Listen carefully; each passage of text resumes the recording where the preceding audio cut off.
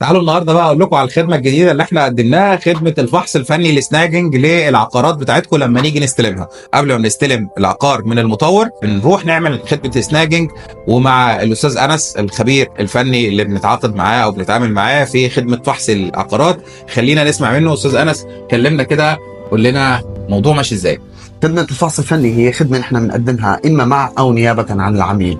خلالها وأثناء الزيارة بنجيب معنا معدات وأجهزة بنقوم فيها بفحوصات شاملة، منها فحوصات خاصة بالكهرباء، المي والتكييف، فحوصات البلاط وفحوصات الخشب والألمنيوم، وتقريبا كل ما تقع عيننا عليه باستخدام هي الأجهزة. وبعدين نحن آخر شيء بنحط هي الملاحظات كلياتها بتقرير مفصل مدعم بالصور، بنرسله للمطور نيابة عن العميل، بحيث يقوم المطور بالإصلاح لكافة هي الملاحظات.